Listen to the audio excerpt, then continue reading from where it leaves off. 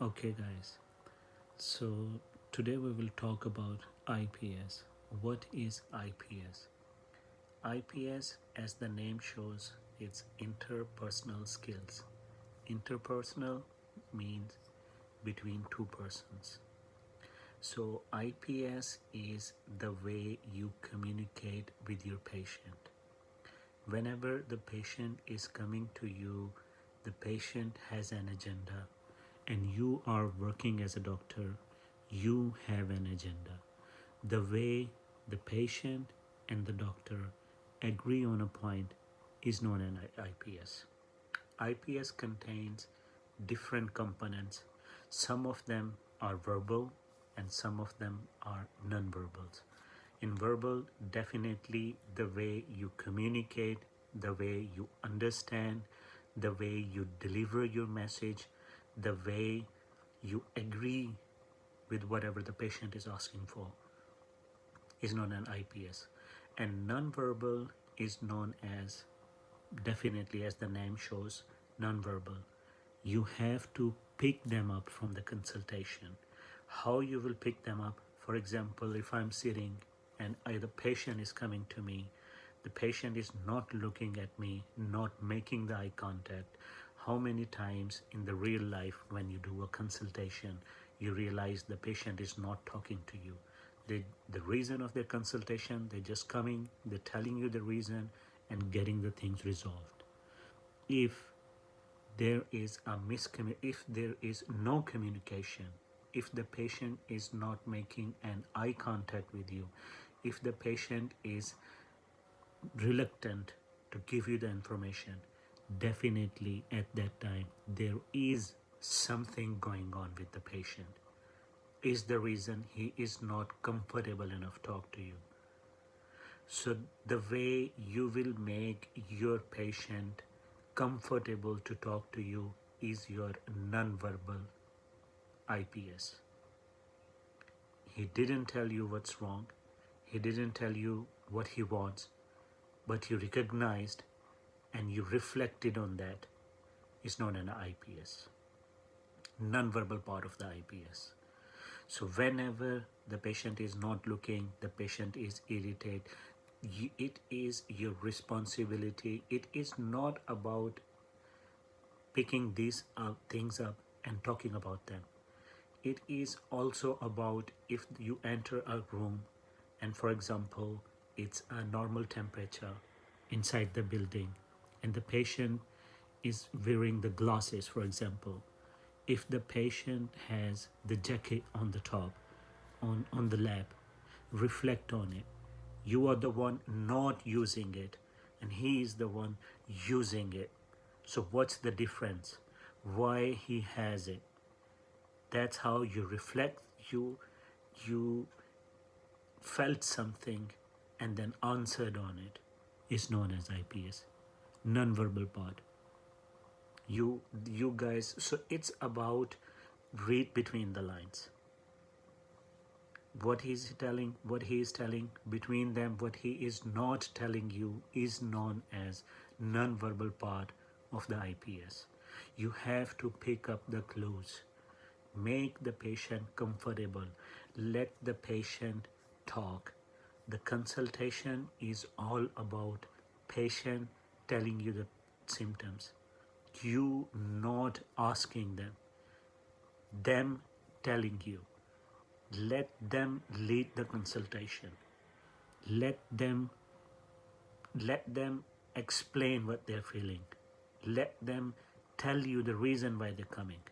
Never ever interrupt a patient. Let them finish whatever they're feeling. Once you started something, let them finish. That is non-verbal part of IPS. And what is the verbal part? The verbal part is the way you will communicate with the patient. The patient is coming, the patient has some concerns.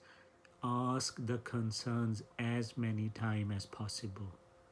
In the consultation, sometimes they are reluctant to tell you the reason.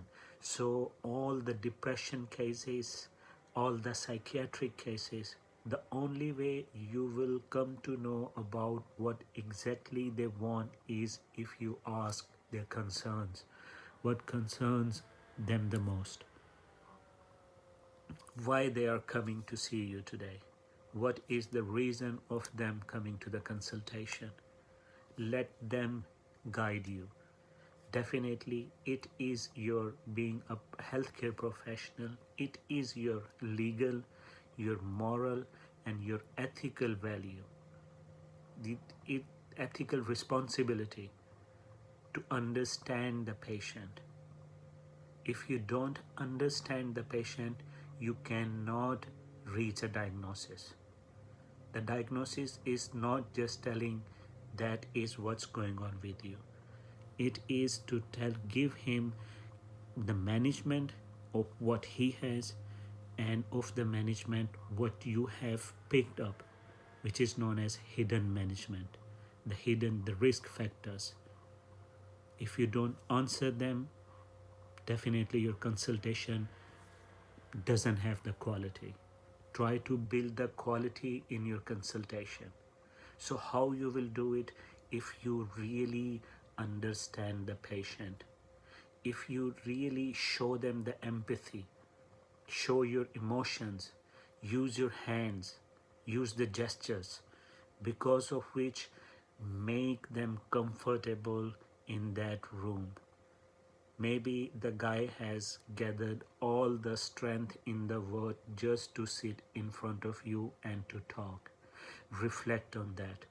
If the person is saying, I'm the first one coming and telling you this condition, reflect on that. Thank you for trusting me. Thank you for sharing the information. For this trust, definitely I will do whatever possible to make sure these symptoms or this condition resolves. This is IPS. This is how you make them comfortable. So once again, the non-verbal clues and the verbal clues. In the verbal clues, what you are talking, every patient who is coming to a room, to the consultation, they have an agenda.